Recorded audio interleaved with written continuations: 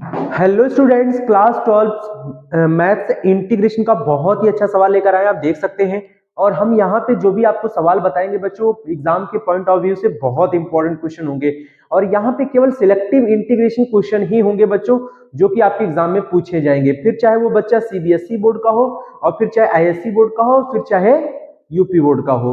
और ये ऐसे क्वेश्चन है बच्चों जो आपको जरूर पढ़ने चाहिए। ठीक है, तो चलिए स्टार्ट करते हैं। सबसे पहले आपको देखना है कि इस तरह की इंटीग्रेशन को हमको कैसे सॉल्व करना चाहिए। Integration 1/x minus root x dx है। तो बच्चों हमको क्या करना है, इस सवाल को कैसे लगाना है वो समझते हैं। सबसे पहले आप क्या करना है, इंटीग्रेशन लगा लेना बच्चों, 1/। ठीक है, उसके बाद हमें क्या करना है, इस वाले जो ये टर्म्स है ना बच्चों, इसमें हमें रूट एक्स से डिवाइड करना है और रूट एक्स से मल्टीप्लाई करना है। तो देख सकते हैं रूट एक्स मैंने यहां लिख लिया, ये मल्टीप्लाई हो गया है। देन हमें x माइनस रूट एक्स में क्या करना होगा, फिर रूट एक्स से डिवाइड भी करना होगा। आप देख सकते हैं रूट एक्स से रूट एक्स क्या हो जाएगा, कैंसिल हो जाएगा, यानी जो लिखा है वही रहेगा हमारा। ठीक है, अब हमें क्या करना चाहिए बच्चों, अब हमको 1/√x को एज इट इज लिखा रहने देना है बच्चों। अब इस रूट एक्स को हम क्या करेंगे, इसके अपॉन अलग अलग कर देंगे। चलिए अलग अलग करते हैं। तो x के नीचे क्या है, रूट एक्स कर लीजिए।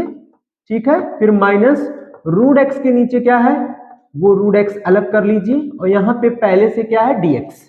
ठीक है, अब आप देख सकते हैं रूट एक्स से रूट एक्स क्या हो जाएगा, कैंसिल हो जाएगा।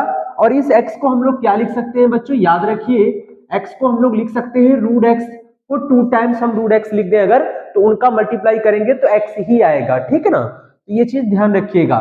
तो 1/, यहां पे आपका रूट एक्स लिखा रहेगा, और इस x को मैंने क्या लिख दिया बच्चों, root x into root x. ठीक है, और नीचे क्या है, रूट एक्स है। ओके, यहां बचेगा -1, और ये है आपका dx। तो अब आप यहां से एक रूट एक्स से एक रूट एक्स क्या हो जाएगा, कैंसिल हो जाएगा। और आपका क्या बचेगा यहाँ पे, 1/√x, और ब्रैकेट में क्या बचेगा, रूट एक्स माइनस 1, और ये हो गया dx। अब बच्चों यहां से इंटीग्रेशन को कैसे सॉल्व करना है वो समझते हैं। इसको सॉल्व करने के लिए आपको क्या करना है, बाय सब्स्टिट्यूशन मेथड अप्लाई करना है। इंटीग्रेशन का जो सब्स्टिट्यूशन मेथड होता है बच्चों, उसको हम लोग यहाँ पे लगाएंगे। तो क्या होता है उसको समझिए। इसमें से हम किसी एक वैल्यू को क्या मानेंगे, t। तो हम लोग किसको मानते हैं, इस वाले वैल्यू को हम लोग t मान लेते हैं। तो हमने यहाँ लिखा लेट रूट एक्स माइनस 1 को अगर हम t मानेंगे बच्चों, ठीक है ना, तो हम इस t को x के रिस्पेक्ट में डिफरेंशिएट करेंगे। फिर क्या करेंगे, डिफरेंशिएट करेंगे। तो करते हैं, यहां लिख जाएगा dt अपॉन dx। ओके बच्चों, अब यहां से देखिए रूट एक्स का डिफरेंशिएशन मैं आपको सिखा दूं कि जो रूट एक्स का डिफरेंशिएशन होता है बच्चों, यहां पे आप इसको डायरेक्टली ऐसे लिख सकते हैं 1/2√x। यानी किसी भी रूट का डिफरेंशिएशन बच्चों, चाहे रूट के अंदर कोई भी वैल्यू हो, उसको आप 1/2 जरूर लिखिएगा। फिर इसके अंदर का जो भी वेरिएबल हो, जो भी टर्म्स हो, वो आप जरूर लिख दीजिएगा। फिर आप इसका दोबारा डिफरेंशिएशन यहाँ पे करेंगे। जैसे यहाँ पे x है, तो हम x का दोबारा डिफरेंशिएशन ऊपर करेंगे तो 1 आएगा। तो 1 लिखने की कोई जरूरत नहीं है, आपका ये डिफरेंशिएशन कंप्लीट है। ठीक है, तो इस रूट एक्स का डिफरेंशिएशन क्या हो जाएगा, 1/2√x। और 1 का डिफरेंशिएशन हमेशा 0 होता है, किसी भी कांस्टेंट का डिफरेंशिएशन 0 होता है बच्चों। तो यानी हमको यहां से देखा जाए तो बच्चों 1/2√x मिला है। आप देख सकते हैं इंटीग्रेशन में क्या होता है, जब भी हम सब्स्टिट्यूशन मेथड अप्लाई करते हैं ना बच्चों, उसमें हम सारे वेरिएबल को हटा देते हैं, वहां पर एक नया वेरिएबल मतलब हम लोग लाते हैं। जैसे यहाँ पे dx है, तो हमें dx हटाना होगा।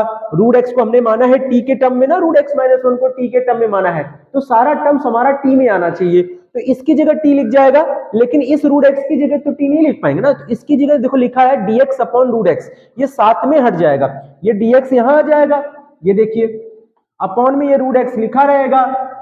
ओके बच्चों, और ये 2 क्रॉस होकर इधर आ जाएगा, 0 का तो कोई मतलब है नहीं, तो यहां पे हो जाएगा 2dt। समझ में आ गया ना बच्चों।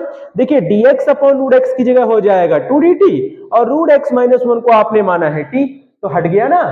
यहां पे हम सवाल को सॉल्व करेंगे, तो dx अपॉन रूट एक्स की जगह हम बच्चों क्या लिखेंगे, 2dt। ओके, और इस रूट एक्स माइनस 1 को हमने क्या माना है बच्चों, t माना है। क्या माना है, t।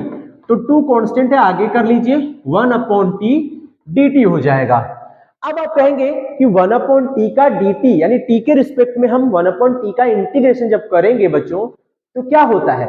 तो मैं आपको एक फॉर्मूला बता दूं बच्चों कि 1/x dx है तो उसका इंटीग्रेशन होता है log x का। किसका होता है बच्चों? log x का होता है। तो 1/t किसका इंटीग्रेशन होगा? log t का हो जाएगा। log t और एक बार उसके बाद हमें एक कांस्टेंट यहां पे क्या करेंगे? ऐड कर देंगे। इंटीग्रेशन जैसे ही हमारा खत्म होगा बच्चों, हम उसमें कांस्टेंट ऐड कर देंगे, जैसे कि c। ठीक है, अब हमारा सवाल खत्म नहीं हुआ है। अब हमको करना क्या है कि हमारा सवाल तो x के टर्म में था, आपका आंसर t के टर्म में आ रहा है, तो ये गलत है ना। तो आप t की वैल्यू को वापस लगा दीजिए, क्या है? √x-1, तब जाके आपका ये आंसर बन पाएगा। तो log ब्रैकेट में लिखिएगा बच्चों √x-1, √x-1 प्लस का c, ये आपका आंसर हो गया बच्चों। ये आपका क्या हो गया? आंसर हो गया। इस तरह से ये सवाल आपको लगाना चाहिए बच्चों, ठीक है ना? ओके।